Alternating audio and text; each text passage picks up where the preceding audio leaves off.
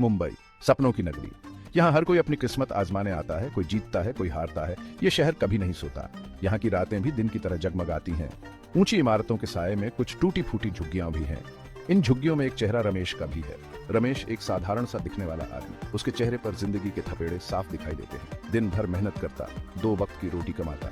वह चाय की एक छोटी सी दुकान चलाता था। उसकी चाय में एक अलग ही मिठास थी। लोग उसकी चाय पीने दूर दूर से आते थे। रमेश के बारे में कोई कुछ नहीं जानता था। वह कहां से आया था, उसका परिवार क्या करता था, यह सब एक रहस्य था। रमेश हमेशा चुप रहता था, बस अपने काम में लगा रहता था। लोग उसे एक गरीब सीधा साधा आदमी समझते थे। उसके चेहरे पर हमेशा उदासी छाई रहती थी, जैसे कोई गहरा दर्द उसके अंदर छुपा हो। कोई उसे देखकर कह नहीं सकता था कि वह कभी अमीर रहा होगा, कि उसके पास कभी सब कुछ था। लेकिन हर इंसान के पीछे एक कहानी होती है। रमेश के पीछे भी एक दर्दनाक कहानी छुपी थी। नीतू एक युवा पत्रकार थी। वह हमेशा कुछ अलग करना चाहती थी, कुछ ऐसा जो दुनिया बदल दे। एक दिन वह रमेश की चाय की दुकान पर गई। उसे रमेश में कुछ अलग दिखा। उसे लगा जैसे रमेश कोई आम आदमी नहीं है।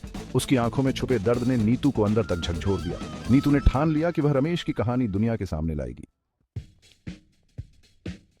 नीतू रोज रमेश की दुकान पर जाने लगी। वो उससे बातें करने की कोशिश करती। शुरू में रमेश ने उसे नजरअंदाज किया, लेकिन नीतू ने हार नहीं मानी। धीरे धीरे रमेश का दिल पिघलने लगा।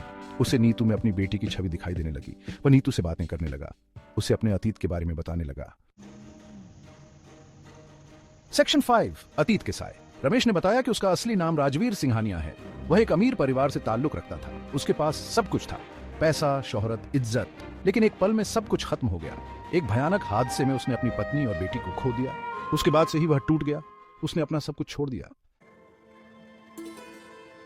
राजवीर ने बताया कि वह अपनी पत्नी और बेटी की मौत का जिम्मेदार खुद को मानता है।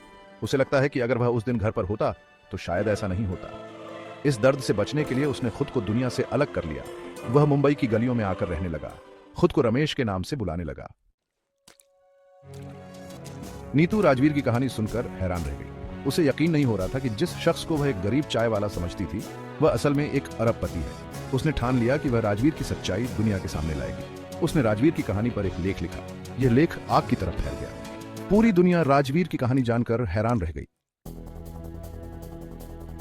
राजवीर की कहानी ने लोगों को झकझोर कर रख दिया। लोग उसकी सादगी और नेक दिल के कायल हो गए। उसे अपने अतीत का सामना करने की हिम्मत मिली। उसने अपनी असली पहचान स्वीकार की। उसने गरीबों और जरूरतमंदों की मदद के लिए एक बड़ा ट्रस्ट बनाया। राजवीर की कहानी पूरी दुनिया के लिए एक प्रेरणा बन गई। उसने दिखाया कि पैसे से ज्यादा जरूरी है इंसानियत। उसने यह भी दिखाया कि अतीत को पीछे छोड़कर आगे बढ़ना चाहिए।